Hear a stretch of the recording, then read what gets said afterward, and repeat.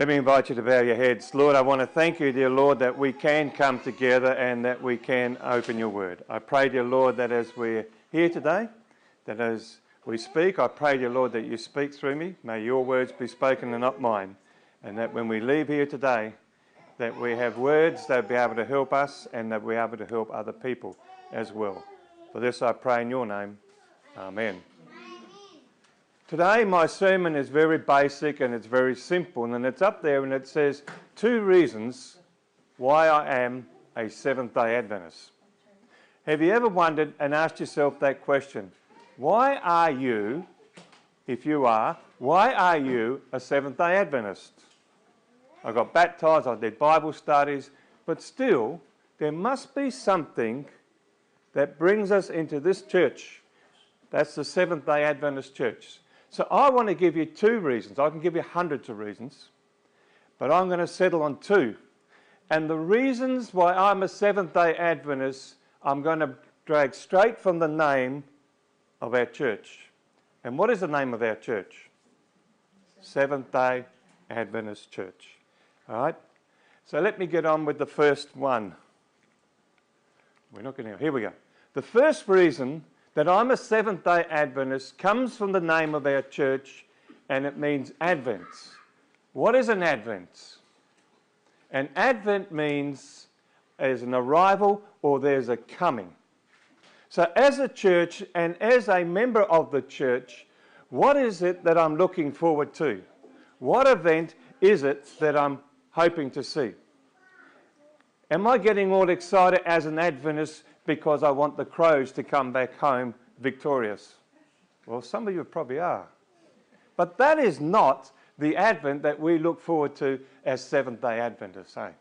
It's not just any old second coming. It's not just any coming that we get excited about. It is about the second coming of who? Jesus Christ. And Adventists and Seventh-day Adventists should be excited about the second coming of Jesus Christ. I know that the young people in our churches, and I went through it too, are not so keen about Christ coming just yet. Okay? I hear the older people, and I'm an older person now, the older people say, and please Lord, come now. We've waited long enough, and that's true. And yet our younger people are probably sitting there praying the other way around saying, please, just hold it off for another 50, 60 years, eh? But he will come when he is ready. And as an Adventist, I look forward to the second coming of Jesus Christ. Here's an interesting thing. Did you know that over 5,000 years ago, and pardon me for turning around, but my eyes are weak, Enoch was the first prophet to declare the second coming of Christ. So the second coming of Christ is not just something new. It is not something that we made up in this century. It's not something that we made up just so that we can have a name, Seventh-day Adventists. Over 5,000 years ago, if you have a look in the book of Jude, it says this, Jude 14:15, Enoch, the seventh from Adam, prophesied about these men. See, the Lord is coming with thousands upon thousands of his holy ones to judge everyone and convict them all the ungodly, all the ungodly acts that they have done. This is not the first coming of Christ. How do you know he's not talking about the first coming of Christ here? There's thousands of people with him. Yeah. Remember when Christ was born, how many people were really aware that he had just been born? It's a shocker. The angels had to go to the shepherds and say, hey guys, somebody very important has just been born, and he had to direct them over to the manger. Here we find the Old Testament people are speaking about the second coming of Christ, the Advent that we call. Have a look at the book of Joel. He says, the sun will be turned to darkness and the moon to blood before the coming of the great and dreadful day of the Lord. Where have you heard those words before? Almost straight out of the book of Matthew, isn't it? Out of the book of Luke. When Jesus comes back, what does it tell us about the sky? What does it tell us about the sun and the moon? When I first read it in Matthew, when Jesus was describing his coming back, the second coming back, I thought, wonderful. And yet in the book of Joel, my friends, in the book of Joel, Old Testament, it's almost word for what Jesus was saying. Who was Joel looking forward to? The second coming of Christ. Amazing. Old Testament people, thousands of years before Christ was even born, were looking forward to the second coming of Christ. They were Adventists. Why? Because they were looking forward to the second coming. Here's one in Isaiah. Wail, for the day of the Lord is near. It will come as destruction from the Almighty. For the stars of the heavens and their constellations will not flush forth their light. The sun will be dark when it rises, and the moon will not shed its light. What is Isaiah talking about here, my friends? If he's not talking about the second coming, then I better sit down and shut up. All right? Isaiah very clearly is talking about here about the second coming. What happens when Christ comes back?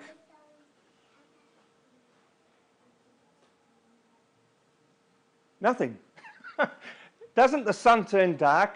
Doesn't the moon go blood red, not shine? Doesn't the stars fall out of heaven? All that sort of thing. My friends, Isaiah in the Old Testament is saying, here, look, my friends, it's the second coming of Christ, and he's describing quite clearly, my friends, who and what he's talking about. He's talking about the second coming of Christ.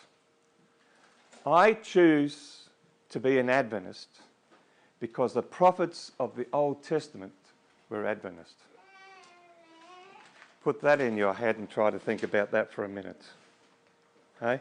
Before Christ was even born, before Christ even stepped on this earth, prophets of the Old Testament were Adventists already because they were looking forward to and talking about the second coming of Christ. So much for the old. Let's go to the new.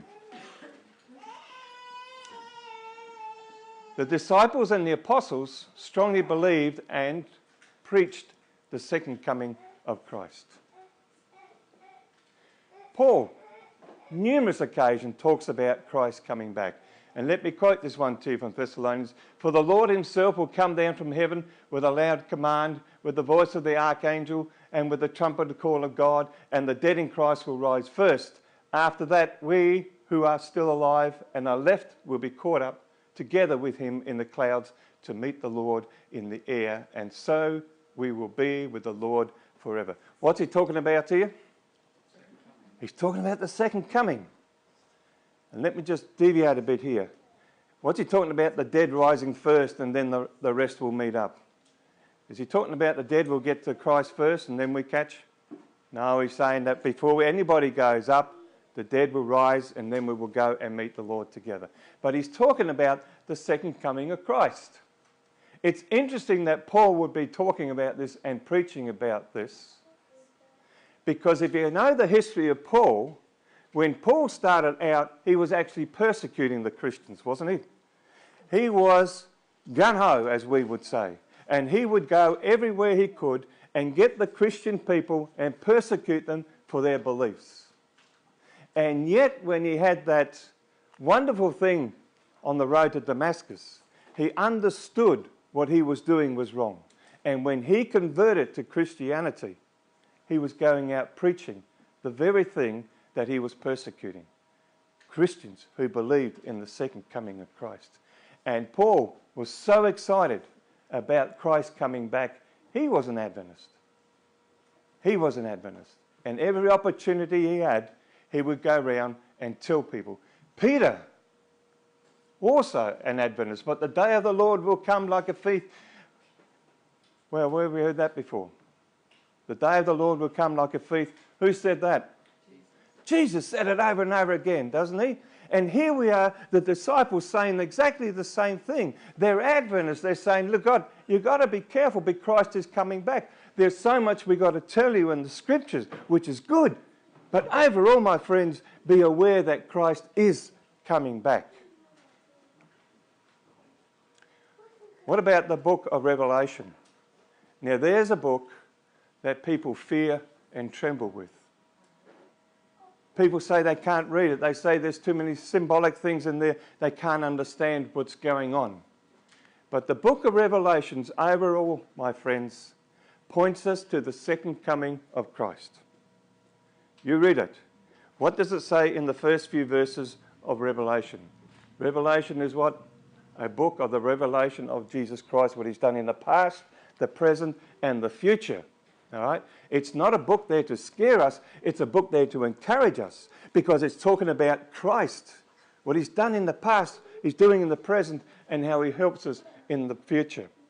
And right through the book of Revelations, if you pick it up, there are always little hints put in there about Christ coming back. Yeah? It's to remind us no matter what happens in our lifetime. It reminds us no matter what happens to this world. Overall, my friends, we should be looking forward to the second coming. John keeps bringing up the advent of Christ. Have a look. It's written in there. It's an encouraging book. It should encourage us because as Adventists, we're looking forward to it. The Gospels, my friends, Matthew, Mark, Luke and John. What are they all about? They're all about Christ. They're all about what he's done on this earth. They're all about how he died and how he rose and he's given us salvation. And what else are they all about? They tell us that that was not the end. Could you imagine if the Gospels just finished with that and said, well, he came, he died, he rose, that's it. You'd be hanging on. You'd be saying, somebody tore out some pages. What's this all about? The Gospels, my friends, also tell us that Christ is coming back. No doubt about it. If you find nothing else in the Gospels, my friends, read and understand that Christ is coming back, and that should make you a happy man or a happy girl, whichever case you may be.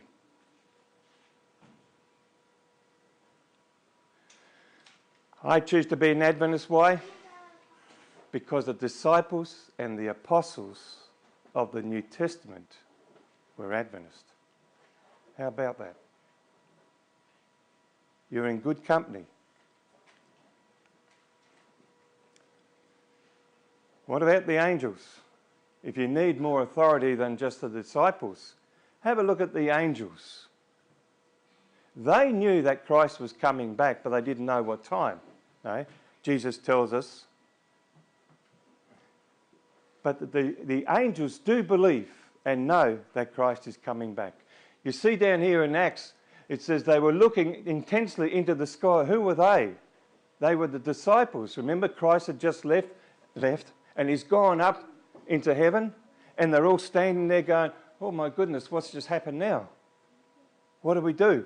And they're gawking, as we would say, up into the clouds. And all of a sudden, there's two blokes standing there in white clothes. And they're saying, hey, what are you guys looking up there for?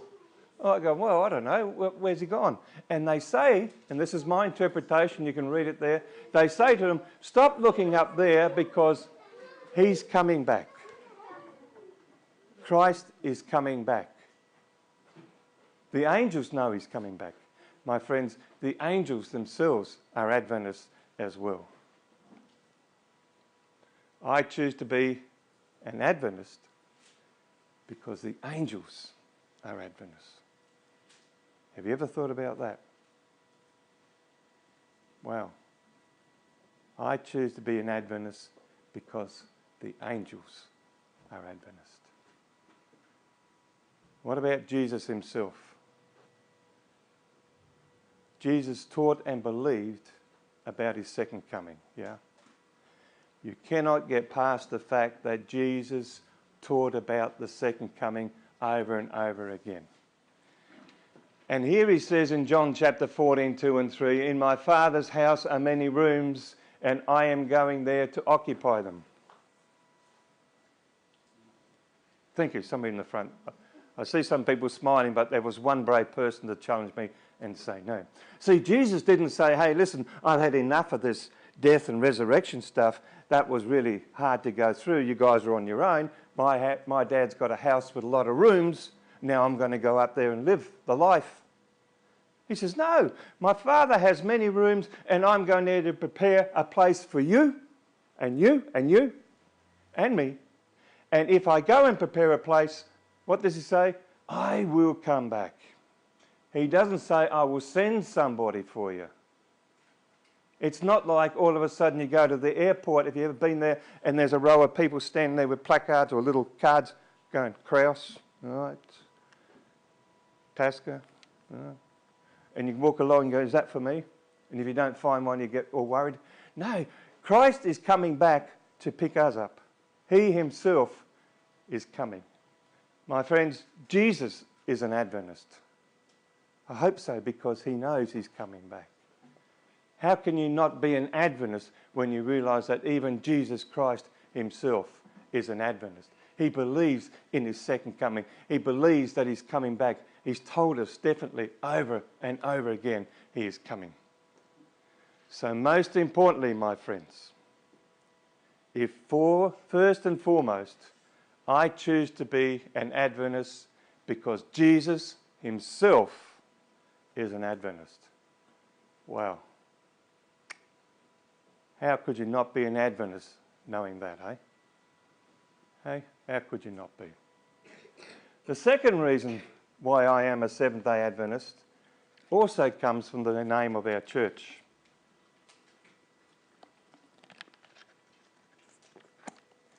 And that comes from the word seventh day. All right, we're Seventh-day Adventists, and I've gone Adventist first, but it doesn't matter. The second reason is because it talks about the seventh day. The seventh day refers to the day God set aside for humans to worship him. What day is that? What day did God set aside? Seventh day. Oh, I thought I heard somebody say Saturday. We are Seventh-day Adventists because God set aside the seventh day, didn't he? It's not about the day Saturday or Sunday. My friends, if you're going to argue with people about we are Saturday worshippers and they are Sunday worshippers, you've lost it. All right? It's never about Saturday or Sunday, because there was no Saturday when God created the earth. He worked for 6 days and then he rested on which day? Yeah, it wasn't Saturday he rested on. There was no name of Saturday getting around at that particular time. The name has changed a few times in history. But he rested on the seventh day.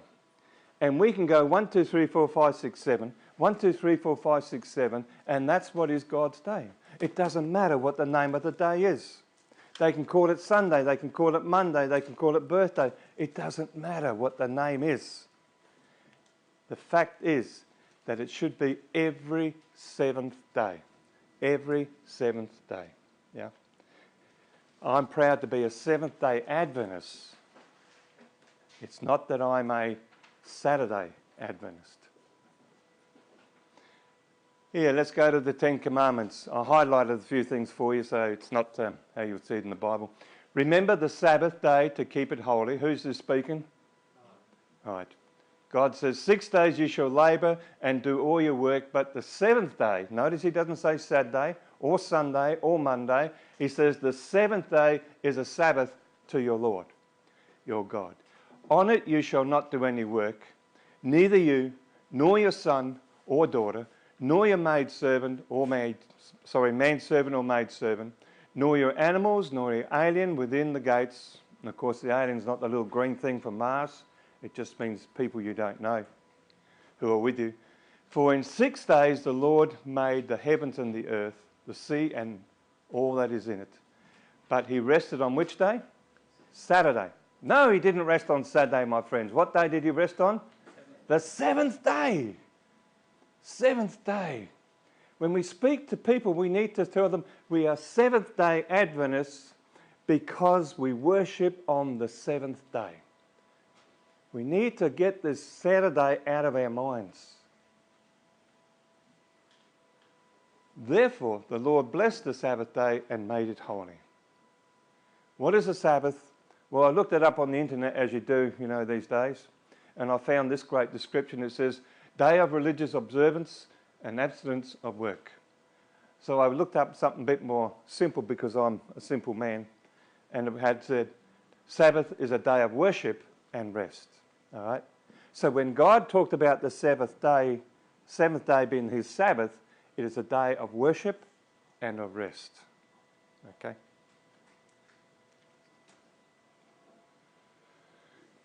I choose to be a seventh-day Sabbath-keeping because God, through his commandments, tells me which day is his, and that is God's real Sabbath day.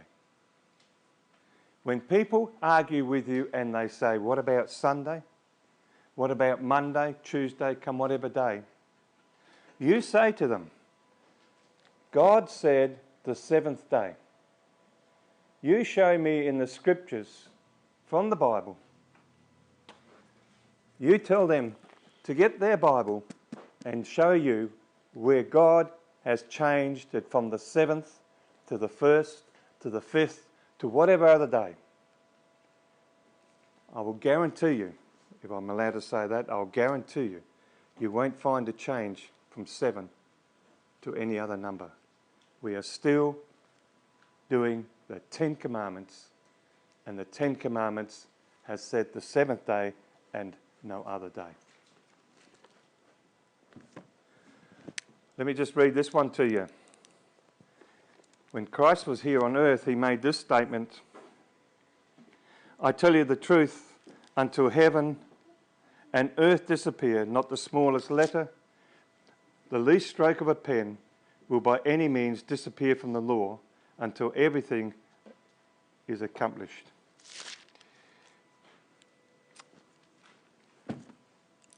Has the earth disappeared? Not yet. Not yet. Otherwise we're in big trouble. We might be just somebody's dream otherwise. The earth hasn't disappeared, my friends. And if the earth hasn't disappeared, the 10 Commandments haven't disappeared, the 10 Commandments haven't been changed. Therefore, it's the seventh day Sabbath that we keep.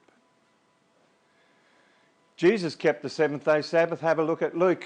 He went to Nazareth, that is Jesus. We had been brought up, and on the Sabbath day, he went into the synagogue being the church, as was his custom, and he stood up to read. When he stood up to read doesn't mean he just got some book and read. When he stood up to read, it means that he stood up to preach. And as it goes further, he got the book of Isaiah and was reading from that.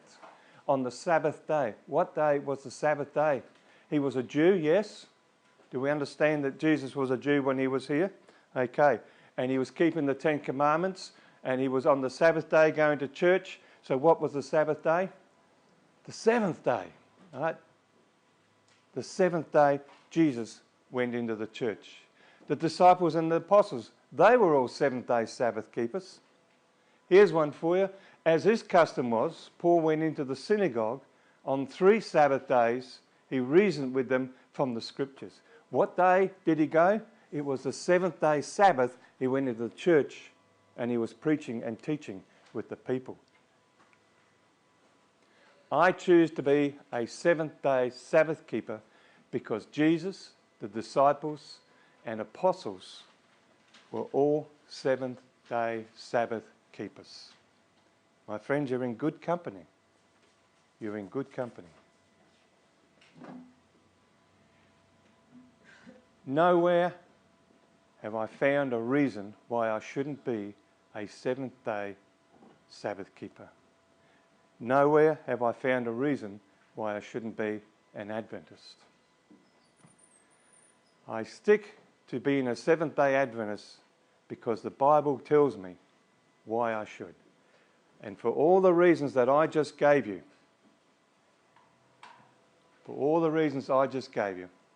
I choose to be a seventh-day Adventist.